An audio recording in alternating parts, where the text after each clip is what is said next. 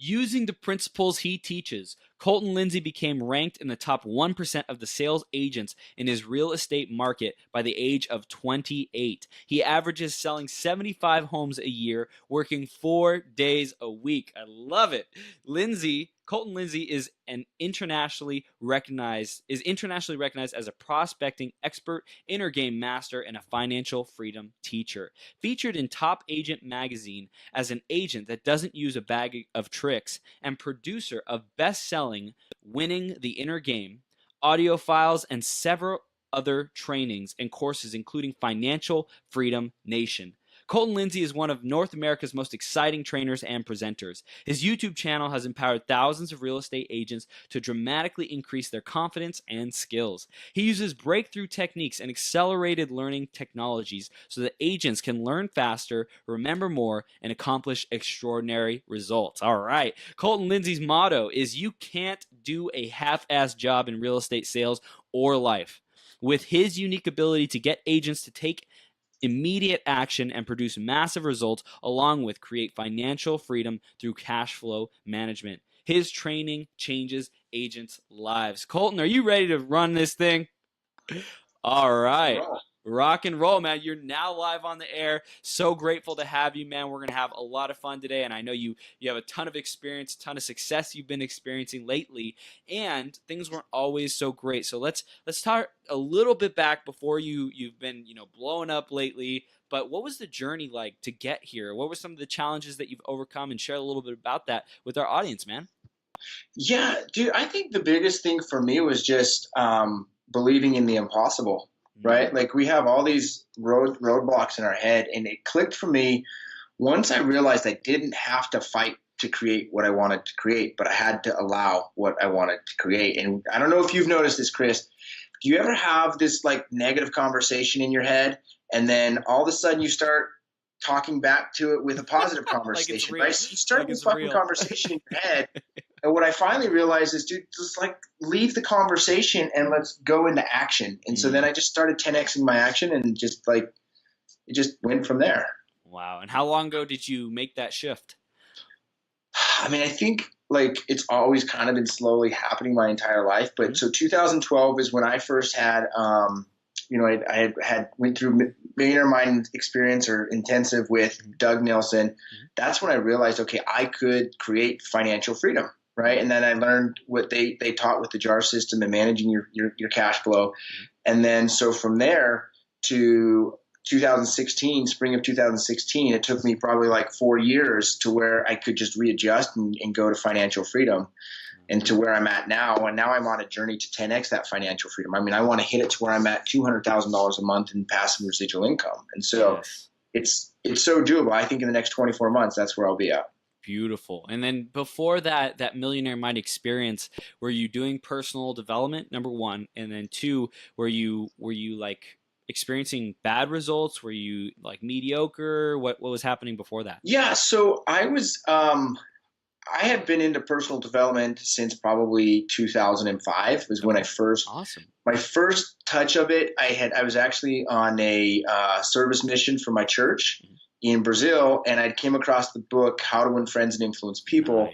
And I read it in Portuguese, right? So I read that book in Portuguese, and like all of a sudden, like I realized, hold on, there's like a whole new world of thinking. And that was when I just scratched the surface. Then, in my early 20s, from like 21 to 24, I was making good money in real estate. Like good money for me at 23, 24 is 6 figures, 100K a year. But I was blowing it, through, partying and alcohol and whatever, right? Just being stupid. Then I was blessed. I met my wife. I totally turned a different direction with that part of my life.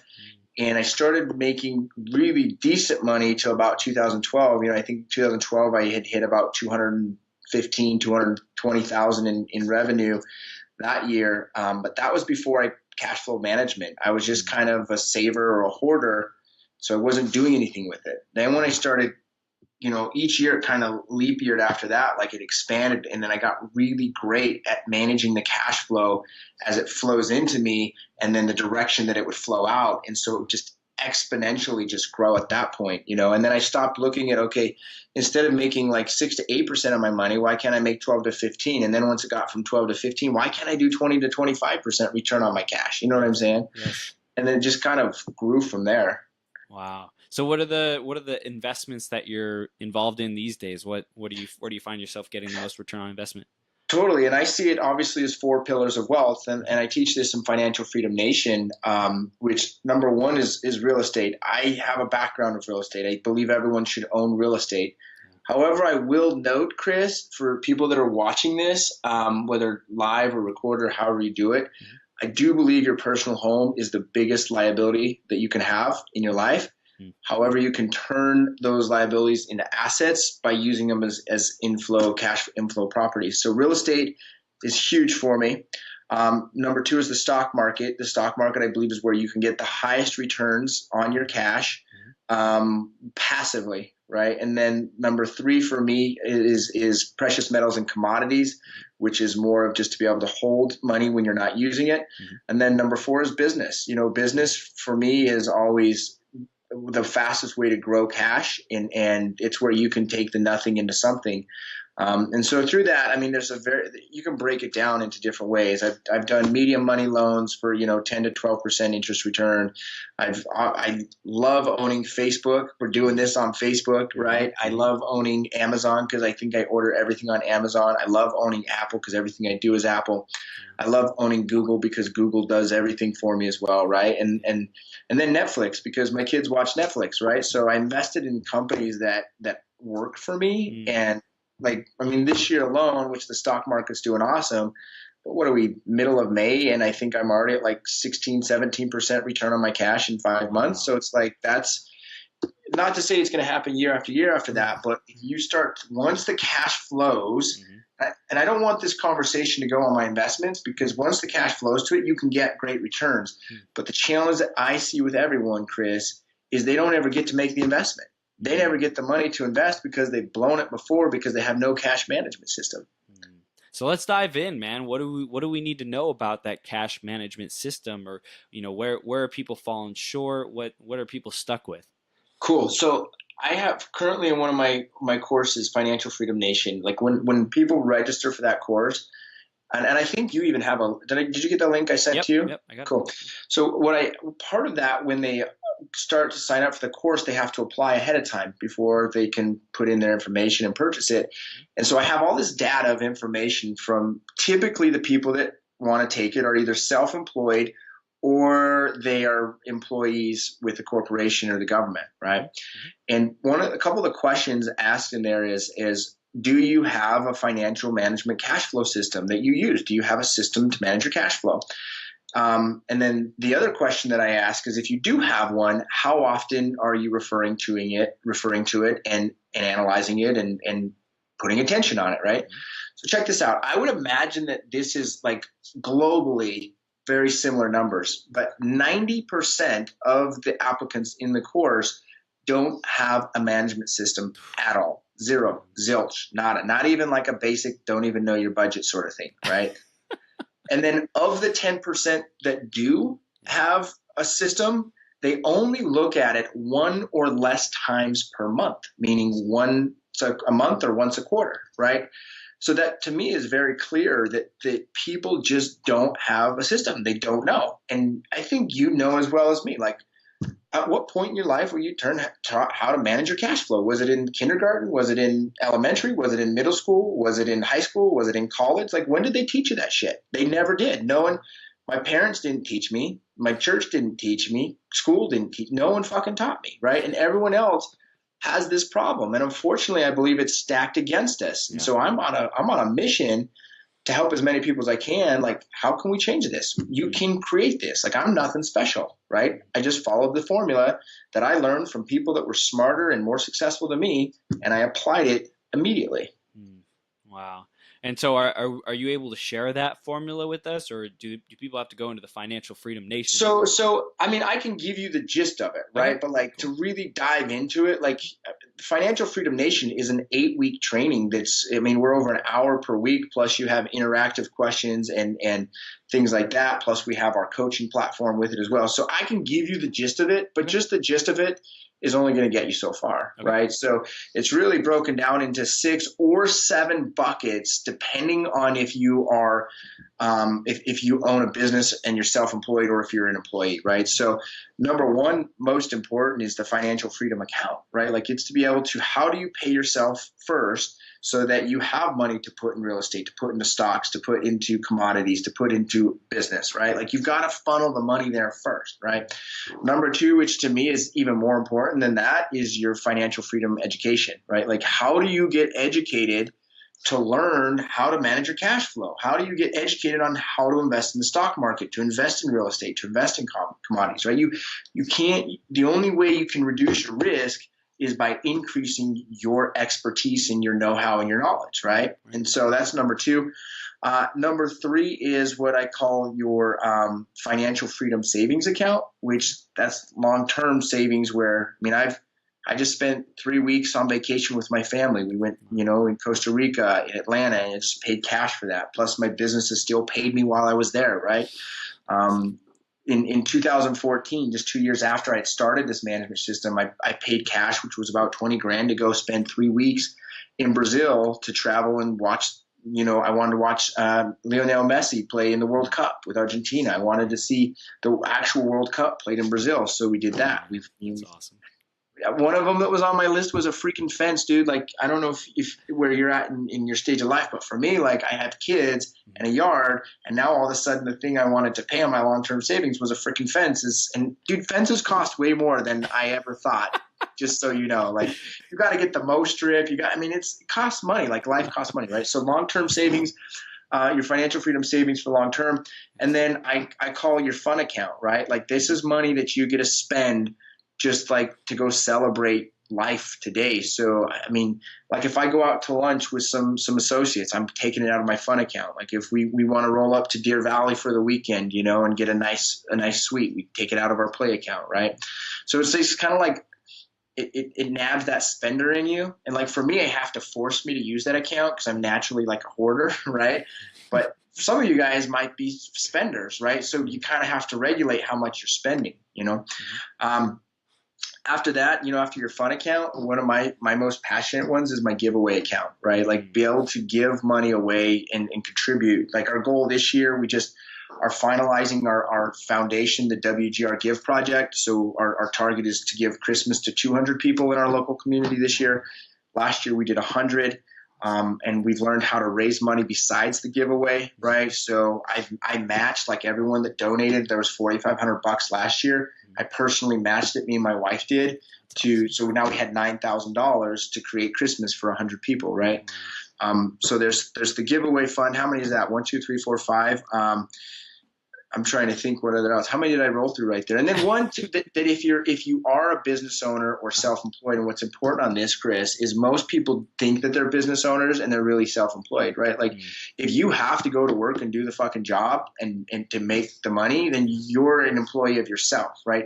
A business owner, even defined by the government, is you can leave the business for 1 year, and when you come back, the business is still growing and making money, right? So most people aren't business owners. They're self-employed people. And so if you are self-employed, or a business owner, most self-employed people run their business as like through a pass-through, like an LLC or an S corp, which really is just a part of you. It's not necessarily an extension, right? A lot of people think it's an extension. You have to get into a C corp to actually be an extension, right? So, but part of that is you have to pay taxes, right? Like, the government wants their money. So I call that bucket the country donations. Country donations sounds better to me.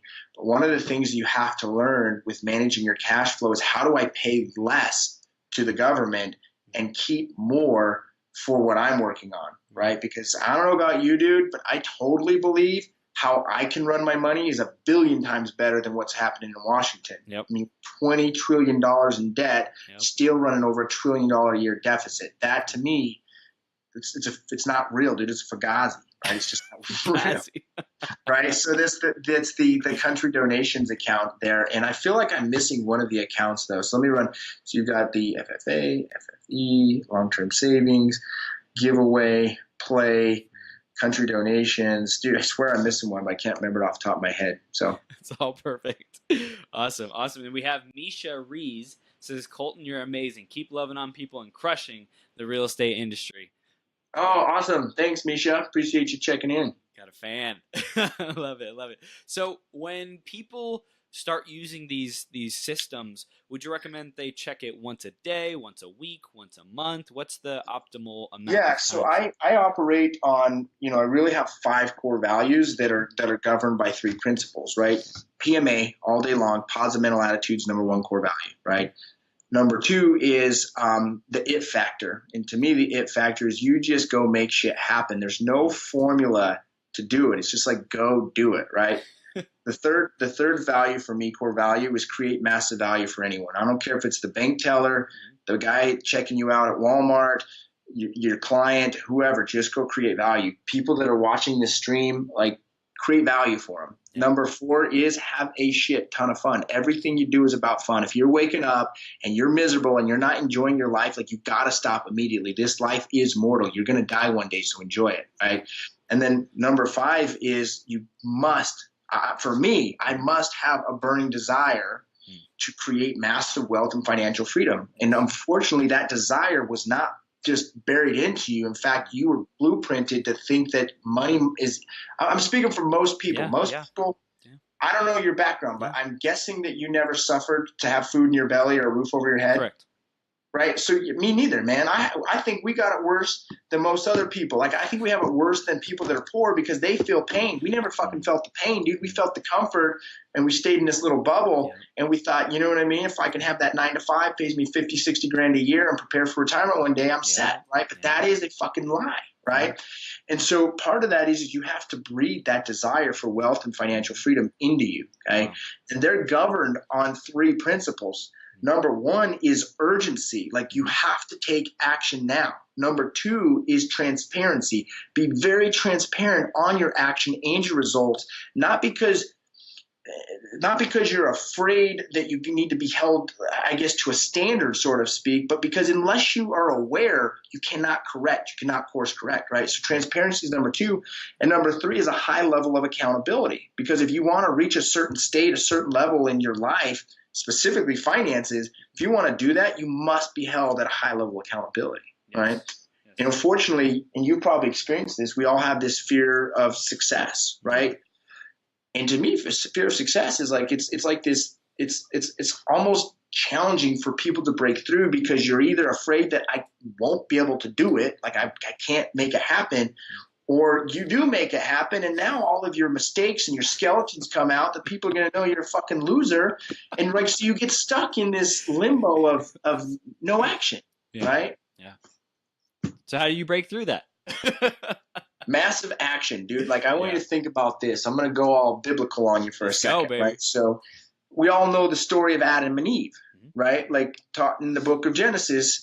One of the things that happened is Eve took the fruit. She ate it first. She was beguiled by the serpent, right? Everyone knows the story. And so what happened is, well, obviously my woman win. I got to take it now. Adam goes, eats the fruit too, right?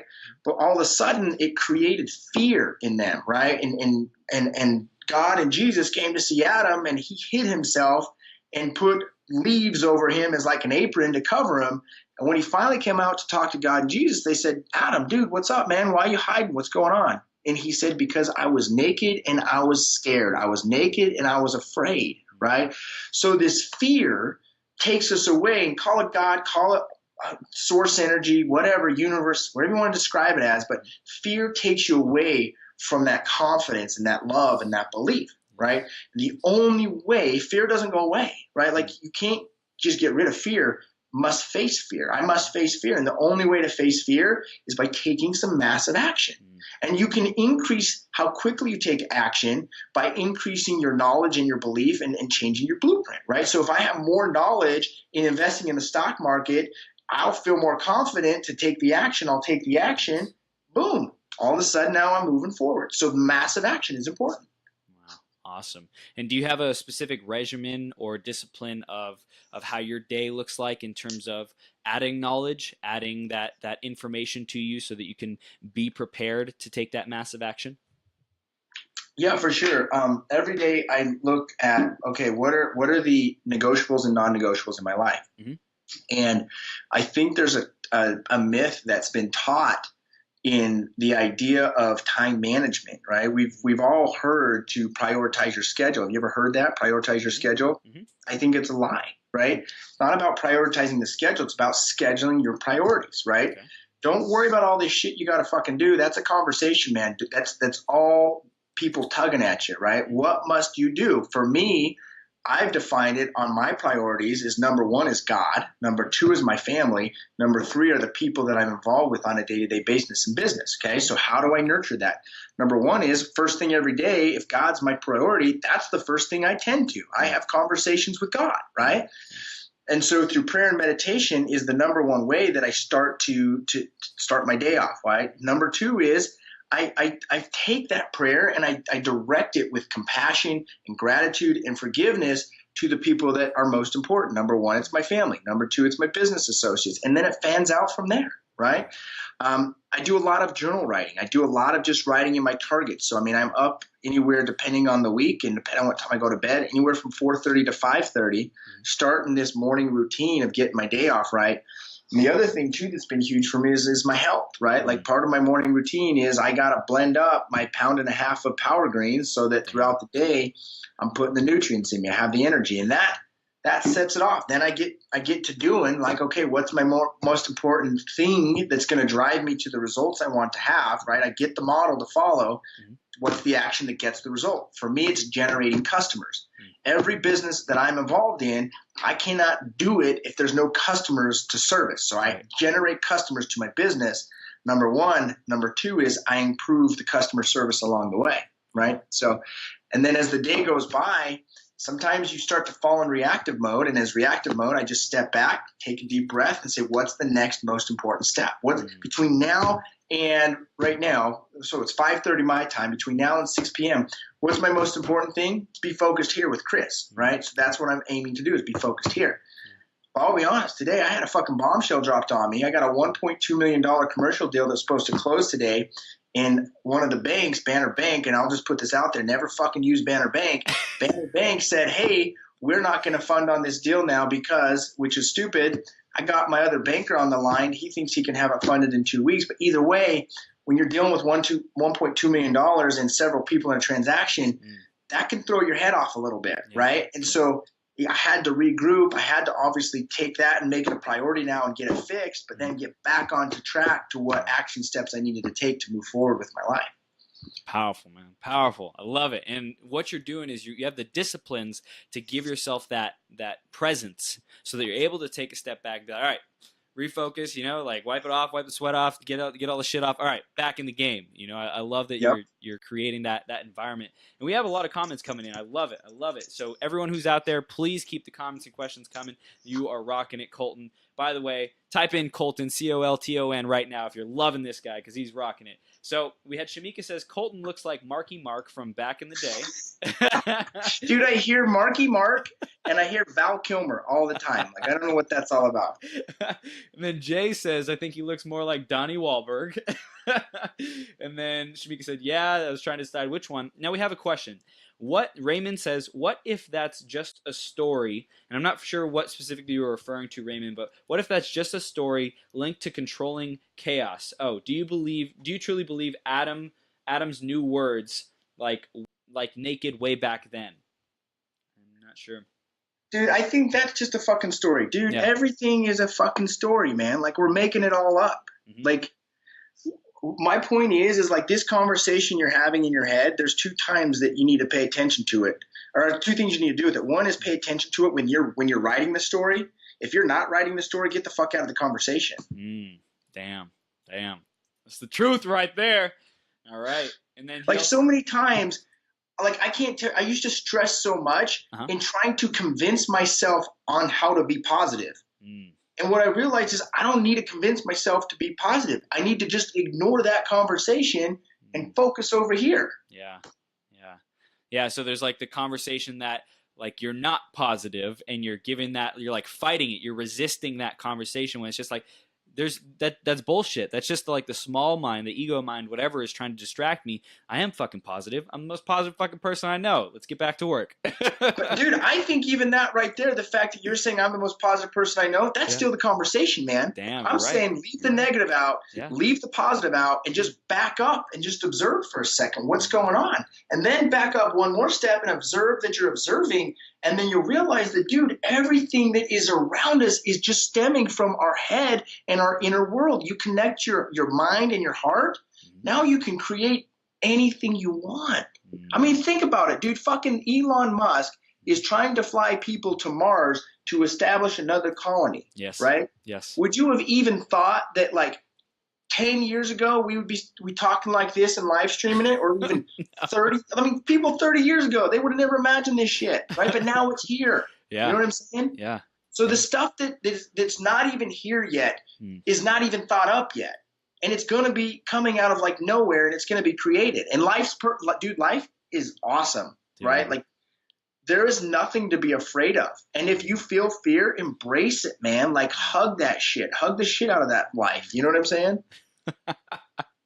So how does that look in reality? Like, if someone experiences fear in, let's say, making calls or, you know, having a confronting conversation, how do they embrace that and like love it? Totally. You got to process that. You got to allow the emotion to process. It doesn't mean that you're not going to feel anxiety or doubt or depression or anger or any of that, right? You're going to experience that. And a lot of time you just need to process it and let it burn through. And once you can burn through and process that, then you can feel a little bit better. I mean, one of the things right in front of my face, I'll rip it off my wall, and it's probably backwards on here, but it's called the emotional guidance scale, right? So on the top is the feel good zone, and on the bottom is the feel bad zone. Okay. So I'm always asking me or my team, dude, where's your emotional guidance scale at? Right. And so I'm checking in. I'm at anger right now. I am angry. So, all right, how can I feel just a little bit better? Well, you know what? I'm not angry anymore, but I'm just worried and I just have some doubt. Well, worry feels better than anger, right?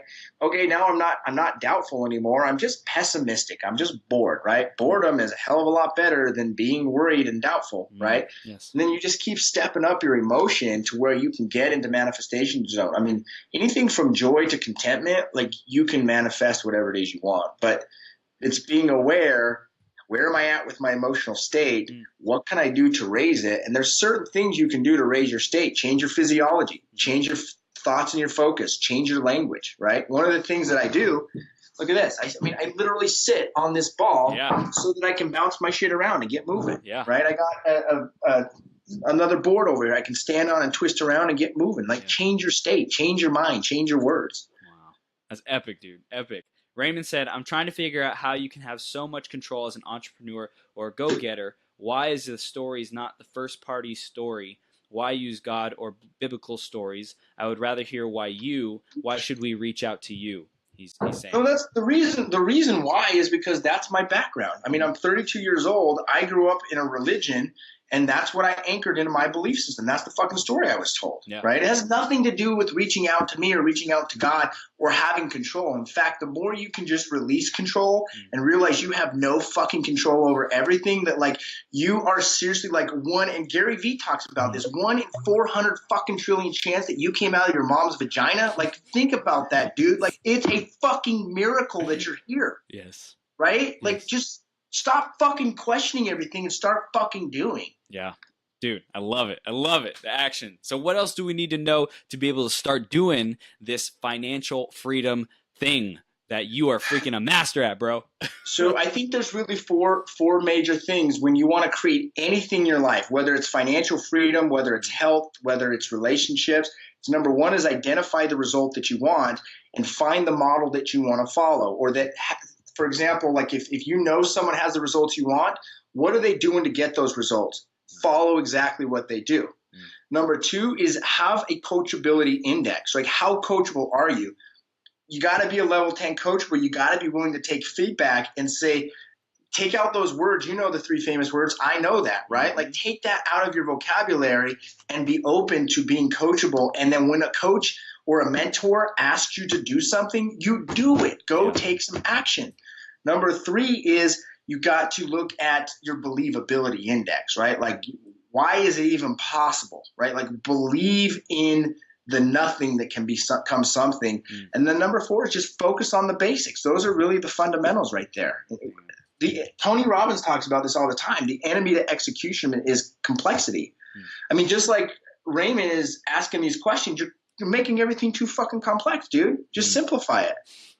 Like, think about what we have to do when we wake up. Well, we got to breathe, so that's happening. We got to put some food in us, so we got to do that. We need to put some water into us. We got to piss. We got to shit. You know, if we don't want to smell around people, we got to shower. Like, okay, now what? Does the rest of my life, do I really need to do anything? No, I don't need to do anything. But what can I go do? Well, I can go serve people on a high level with the gifts that I've been given. So what gifts have you been given? Go give that. Go deliver that to the world. How do people analyze and take inventory of their gifts? Great question. So I do 2 very important activities. Number 1 is what I call Smart Week. That's where I spend 2 to 3 hours with myself every single week, and I have an agenda that I follow, right? So I'm checking on that inventory. I'm always checking in very first with my victories. Number 2 is I'm checking in with my lead measures and my lag measures. Okay. Number 3 is I'm checking in with my 90-day priorities. Number 4 is I'm checking in with my commitments from the last 7 days that I committed to. And then number 4 is I'm having some, or I'm sorry, number 5 is I'm having some positive information come into me, some sort of positive message. And then number 6 after that is I'm then opening up a dialogue, a conversation with myself of where do I got to go to close the gap to get from where I am to where I want to go in the next 7 days. So many times we're thinking long term, but dude, let's think like right now. What's the next most important thing? So that's number 1 step is what I call Smart Week. Number 2 step is what I call Smart Day. So it's basically a miniature version of that meeting that I have once a week, and I do that daily for 20 minutes as I end the day. Like right before I finish this conversation, or before I started this conversation, I ran my Smart Week right here, or my Smart Day for tomorrow, because as soon as I'm done here, I got a jet and go to my daughter's preschool graduation, and from after that, after preschool graduation, we're going to have some celebration dinner, right? And then we're going to be putting them to bed. So I've already got tomorrow's date and priorities panned out. So right here, I've got tomorrow's priorities. And then in the morning, as I get here and see if anything else is falling on my plate, I'll rank them. Number 1, number 2, number 3, number 4, number 5. I'll start with the next most important thing. I'll see how much time it'll take me, 30 minutes. I execute. Then once I'm done with that, I look at my thing. Number 2, how much time will that take? I got it. Boom. I execute, right? Every day we finish our day, there's more shit that we have to get done. Like, I don't know if you noticed this, like every dang day we finish up, there's more stuff we got to do, right? Yep. So it's like, okay, what's the next most important thing? And sometimes the next most important thing is not doing anything at all. Like you got to back off and just chill and just enjoy and just be. Yeah. Damn, man. You're like freaking lit. I love it. Like on fire. So my question is, did you put all this into the Financial Freedom Nation, or is there like the Life of Colton system that people can buy to learn this?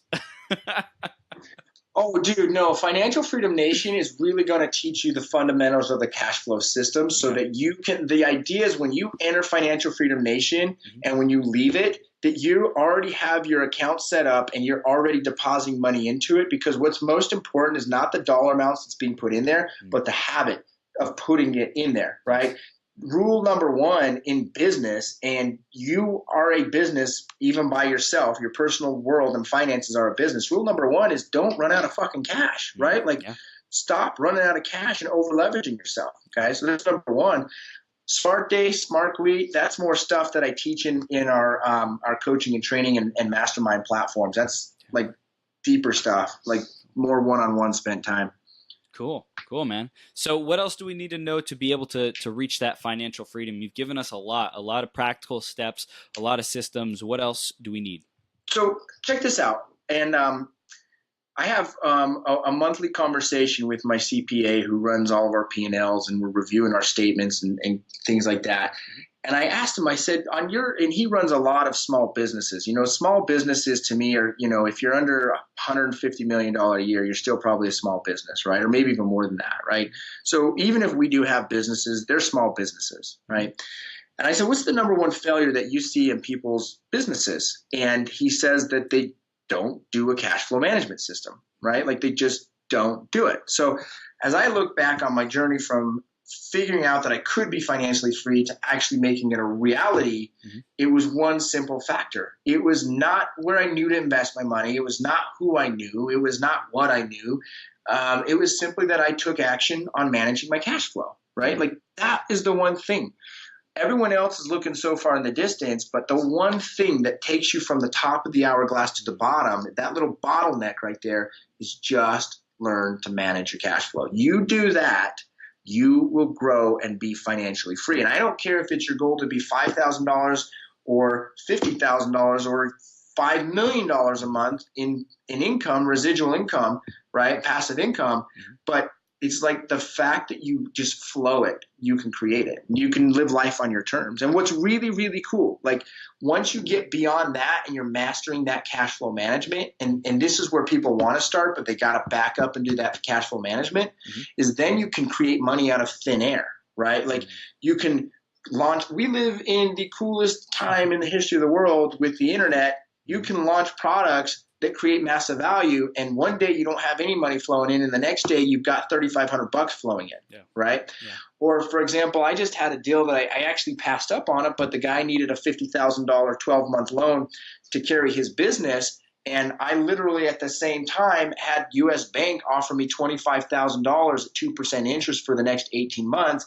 I could have then leveraged my credit, lent it over to him, and charged him 12%. I just literally made 10% return on money that wasn't even my money. Does that make sense? Yes. So you can start to then invent shit out of thin air. However, people want to start doing those type of loans without managing their cash flow. People want to start doing those type of loans without taking money from their financial education account and learning how to do that stuff. They just want to do it without putting that effort in to learn it. So or the worst is everyone's learning and learning and learning and learning and learning and learning and learning and learning and learning and they just never start to do. How do people get out of that trap? I know it's like just do it. Obviously, that's do it right now. Like, what's the one thing that you know you must do to move one step forward? Go fucking do it right now. Like, if you want to lose weight, where does that start? Your nutrition and your exercise. Great. Go get some fucking vegetables and put them in your mouth right now. Yes. Stop trying to come up with any other complicated plan, but go put greens in your body, right? Yeah. How did you learn to be such a simple, like, get it done person? Dude, a lot of it probably stems back from my dad. I mean, dude, from as long as I remember, is up at 3:30 in the morning just hustling, right? And as long as I've known, I mean, he's the one that taught me you can't do a half-assed job in life, right? Like you just can't do it. Unless you want to be average, right? Do half-assed, right? But if you want to be above average, if you want to be extraordinary, and actually you want to know how I learned that was, I remember I was in high school. I can't remember if it was middle school or high school. My job was to clean the horse stalls out, right? I don't know if you've ever cleaned horse stalls before, but it sucks, dude. When it rains and it's muddy and it's stinky and it sucks. I hated it, right? And I would do a half-assed job doing it. And I remember my dad would come home late from whatever work or whatever, and he'd rip my ass out of bed at midnight, and he would say to me, Colton, you can't do a half-assed job cleaning up horse shit. And he'd make me go out and clean up the horse shit in the middle of the night because I did a half-assed job. How many times did that happen? I would imagine you learned. Oh my gosh, dude. It happened several times before I finally got the message delivered that it's like, okay, I can't do this. I just need to do it right the first time. It'll save me some time and energy if I just do it right. Yeah. Oh my gosh. So no half-assed jobs. I love it. Anything else that we need to know to just get it done, to manage our finances effectively, to build this financial freedom? Yeah, a couple things that I can shout out would be, number one is, who do you surround yourself with? Like, one of the things I've learned was probably my biggest downfall, because I really love people and I want to serve people. And I got to this point where I realized I wanted it more for other people than they wanted it for themselves. So what I had to realize is I'm not Jesus Christ. I'm not the Savior. It's not my responsibility to save these people, right? So once I could figure that out, I realized, well, wait a second. I got to get around people that think like me or even on a higher level. And I had to cut a lot of people out of my life. Like, I had to get rid of those people that no matter how much I cared about them and loved them, like, I just couldn't be around them anymore. that's huge for me, is who I surround myself with. Yeah. And did that happen like when you started going to the Millionaire Mind, or how recent? I think even after that, like, I mean, I started becoming aware of it, and then actually what helped me really make that choice, to be honest, is when my income started going up. Like it's funny when your income goes up, it's like a volume for you, and it's a volume for the people around you. It's going to turn up more on how and who you really are and how and who they really are. Mm-hmm. I started to explode more as a person that delivers value, and they started to explode more as people that were jealous and that criticized me. And I said, well, fuck, dude, I got enough doubt in my head. I don't need you freaking clawing me down as well. So I'm like, dude, I'm out. Peace, dude. Yeah. Wow. And have you found that mainly focusing on your businesses, and you're still involved in church community? You know what? I don't have anything to do with religion anymore. Wow. That's interesting. What happened there? I just started to understand how patterns work, brain patterns, neurolinguistics, psychology, and not that I think church is a great fit for people that want to be involved. I just decided that's not the result that I want in my life. So I needed to associate myself with the action that caused the results that I wanted. And so I didn't want that pattern in my life. That's it. So you mentioned God earlier, and you talked about universe, source, creator. Is there any spiritual teachings that you focus on now, or concepts? Most everything spiritual for me is just is prayer and meditation. And prayer I use kind of from, if you've heard of the book Code of the Extraordinary Mind, he has a meditation that goes through, it's called 6-phase meditation. And I do kind of a different variable. I do 6-phase prayer where, I mean, you think about prayer, you're really just talking with yourself. It's really conversing with yourself. I look at it as on my knees, having a conversation out loud with my fucking self, basically. But I go through the phase of number 1 of compassion. I spend 2 to 5 minutes on compassion and conversing about compassion, on first off, where I've received compassion and where I want to deliver compassion. Number 2 is I spend 2 to 5 minutes on gratitude, on what I'm grateful for myself and those people around me. And then number 3, as I spend 2 to 5 minutes on forgiveness. Number 1 is forgiving myself. Like, if there's a message that you guys could take from here, is be able to forgive yourself. And if you want to know the formula to forgive yourself, is simply say, I forgive myself for this. And like, I didn't know better. I did it wrong, whatever. Like, I forgive myself. And then forgive those around you. Like, when you can learn to forgive, you can release so much negative energy from your soul. And then from there, I go to the visualization, where I kind of play a wouldn't it be nice game. So wouldn't it be nice if I was earning $1.5 million a year? Wouldn't it be nice if I was flying on a private jet? Wouldn't it be nice if I was, I received some unforeseen opportunities today that made me a bunch of money? Or wouldn't it be nice that I spent 21 days with my family in Costa Rica? Or wouldn't it be nice that whatever, you can say whatever. Wouldn't it be nice if I weighed 170 pounds and at 10% body fat, right? Like, you get to be creative during that time frame. And then the 5th part of that prayer is I visualize my perfect day. So I start from the very morning, and I see myself saying prayer. I see myself meditating. I see myself writing in my journal or reading my book or whatever it is I want to do. I see myself kissing my wife on the lips saying I love you. I see myself kissing my kids and wishing them a rock star day. I see myself putting together my green drink so it's ready and prepared, because that's really important to me. I see myself, depending on what I have, having a coaching call with one of my staff, one of my agents here, or one of the people on my team. I see myself going and generating leads. I mean, I still spend 2.5 hours when I work, 2.5 hours on the phone generating leads, either for my sales business or recruiting talent or something. Like, I see myself doing that. Then I see myself, doing what I Monday through Thursday, I do a Facebook Live for my Fearless Agent business.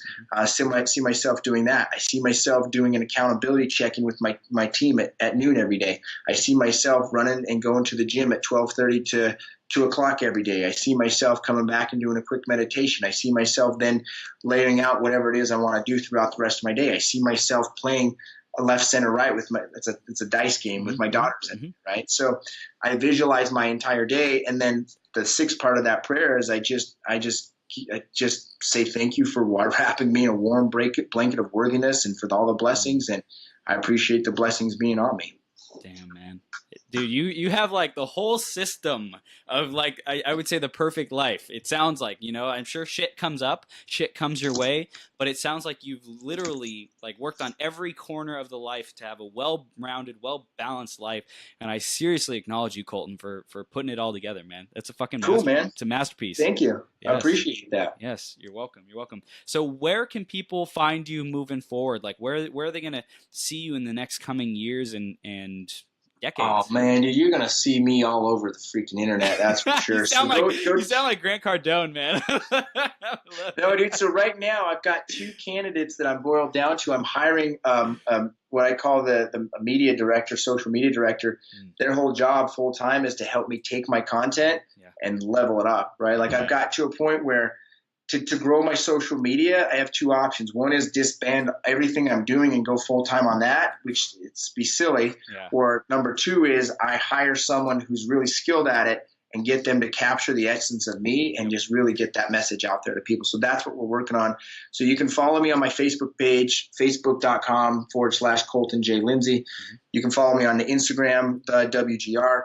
You can follow me on YouTube.